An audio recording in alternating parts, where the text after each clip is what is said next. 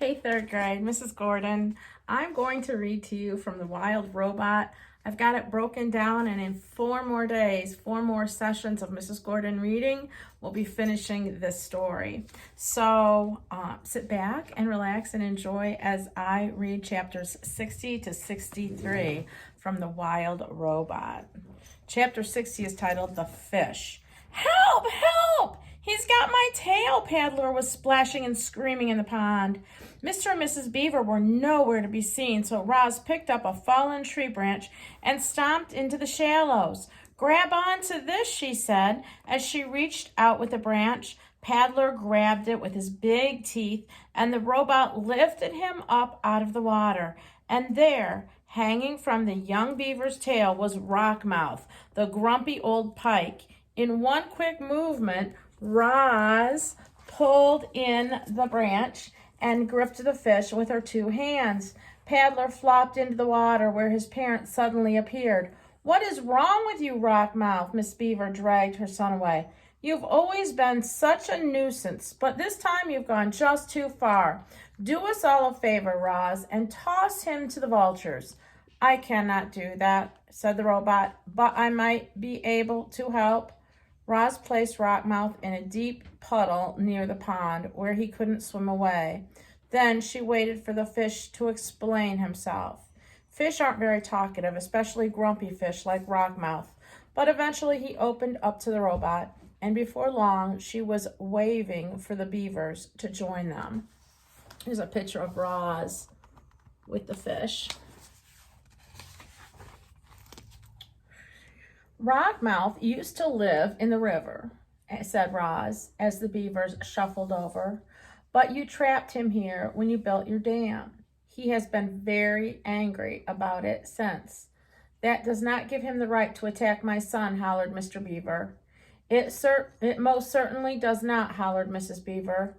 I'd be upset too, said Paddler softly. I hate to be kept away from home. Mr. Rocksmith, you should have said something sooner. The fish looked up from the puddle with a frustrated expression that meant, I tried, but no one was listening. Well, the situation had to be remedied, and you can guess who rose to the occasion. Roz was determined to get Rocksmith back to his home. After she explored the nearby waterways, it became clear that she would have to carry the pike through the forest, across the great meadows, to the nearest bend in the river. I need a large container, said Roz to the beavers. Something I can fill with water so Rocksmith can breathe while I carry him home. I can make it myself, but I thought you might like to help. It couldn't have been more easy to overcome her anger with Rocksmith. But after Mrs. Beaver had a chance to cool off, she finally came around. I suppose we're partly to blame for this whole situation, she muttered. Then the beavers did the right thing, and together they carved out a wooden barrel for the fish. Here you go, Miss Beaver rolled the barrel over to the puddle where the robot and the fish were waiting. This should work nicely, Rocksmith. I hope you're happy back in the river. Rocksmith just flicked his tail in a way that meant, will someone please take me home now?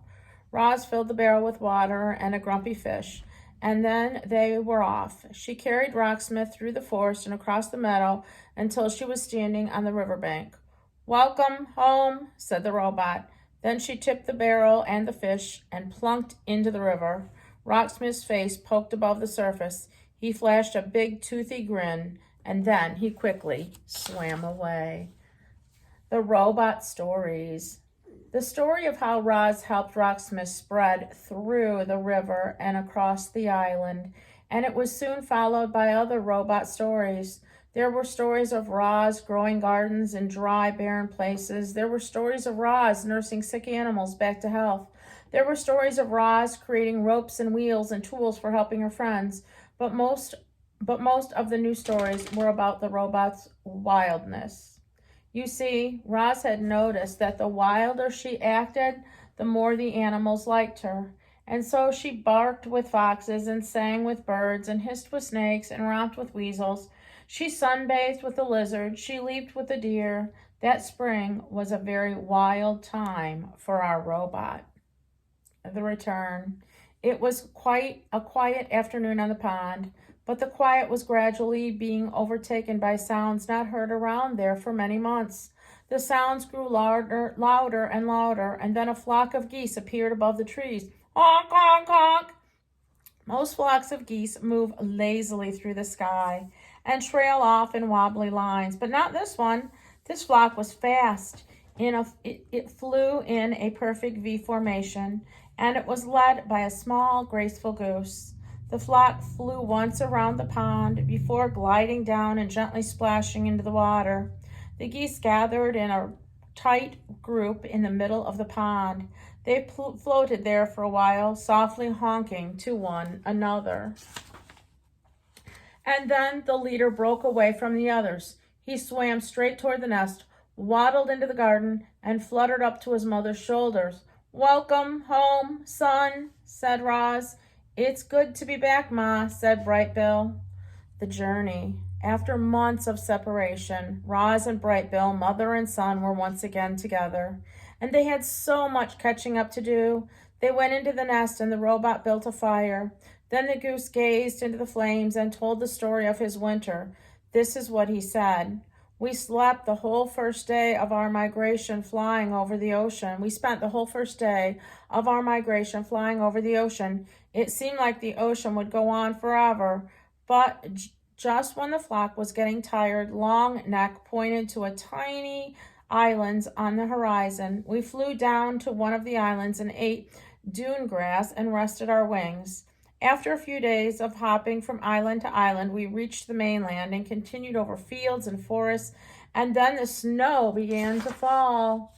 I'd never seen snow before, and at first I thought it was beautiful, but it just kept coming. The others explained that the snow was early, that we were never supposed to see it, but there it was, piling up around us as we tried to sleep at night.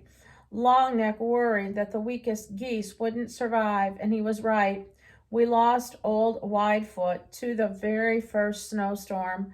We tried to fly around the snowy weather, but we got completely lost, and the weather became even worse. Lakes and ponds and rivers began freezing over. We couldn't find food or water, so we ate snow, and that only made us feel colder. We had trouble cleaning ourselves, and our feathers became dirty and heavy. The flock was in bad shape, but Longneck kept us moving. "We are geese," he squawked, "and geese keep moving." One day we were struggling through a snow shower when we saw something called a farm. It had a perfect square fields and enormous buildings, and swooping her way through the farm was a robot. "She looked just like you, Ma."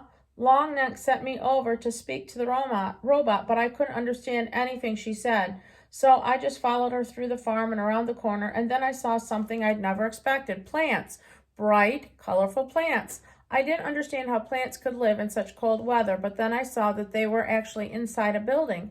I learned later that the building was called a greenhouse, and it had clear walls made of something called glass. The robot pressed a button on the wall, and a door slid open, and warm air came rushing in. It hadn't felt that warm in a long time, and so I just followed her inside. Ma, it was like summer in there. The air was warm and sweet and sticky, and there were rows and rows of different plants. The robot didn't pay any attention to me, so I wandered around the greenhouse, nibbling on leaves and drinking from the puddles. Then I heard a scratchy voice behind me. "If I were younger, I would have killed you by now." Moving toward us, someone was pointing at us with a rifle. So I pecked the button to open the door, and we ran outside into the cold and flew away from there as fast as we could. Without Longneck, the flock needed a new leader. Everyone wanted me to lead. I didn't know what to do, so I started repeating Longneck's words. I squawked, "We are geese, and we can keep going." Then I took the point, and the flock spread out behind me. The weather had us all turned around, and nobody knew which way to go, so I just led us straight south. We saw more robots and humans and buildings. We didn't stop. We knew we were way off course when we saw the ocean again, so at least it was a little warmer by the water. So I decided to follow the coastline for a while. There were more buildings by the coast. Most of them were on land, but some of them were actually in the ocean. The ocean buildings were dirty and crumbling and leaning in different directions. There weren't any humans or robots in those buildings, only sea creatures. We saw ships on the water, we saw ships on the land, we even saw ships in the air. They buzzed through the sky like giant dragonflies. And then we reached a place called a city where thousands of buildings and robots and humans and ships were all close together. When we stopped to rest on a rooftop, we met a friendly pigeon named Graybeak. She had grown up there, so she knew everything about the city. She flew us over towers and under bridges and kept us away from all the buzzing airships. And everywhere we went, there were robots. Some of the city robots were just like you, Ma, but others crawled on 6 legs and rolled on wheels or slid up and down the sides of the buildings. Some robots were really small and some were really big. They moved things and cleaned things and built things and did every kind of job you could think of. Graybeak brought us down the ledge on the side of a building and told us to look through the windows. Inside was a family of humans, and they had a Roz robot. When we looked into other buildings, we saw only other humans and other robots. Every human seemed to have their own robot. I told Graybeak about you, Ma, and she wanted to show us one last place. We flew out to the edge of the city to a really big building called a factory. Graybeak brought us on the roof windows, and we looked down into the factory and saw machines building sparkling heads and torsos and limbs. The factory was building robots. A machine held up robots' torsos and put 2 legs under it, and they snapped into place. It put feet under the legs, and they snapped into place. It snapped arms into the shoulders and snapped hands into the arms. A head was snapped onto the top, and the robot was finished. Ma, the robot, it looked just like you. I think that factory is where you were built. I wanted to watch more robots being built, but it was started snowing again, so we said goodbye to Graybeak and continued flying south. We saw fewer robots and humans and buildings and ships. The air became warmer and the snow disappeared. We started seeing other flocks of geese in the sky, so we followed them to the middle of a wide grassy field where there was a lake and hundreds of other geese. We had finally reached our wintering grounds. After all we'd been through together, our flock had become very close. We kept to ourselves, eating and resting and remembering the geese we'd lost. But after a few weeks, we began to mingle with the other flocks. We met geese from all over the world, and they told us about their homes and their migrations and their troubles with the winter weather. Every flock had lost geese on the way there. A few flocks didn't make it at all.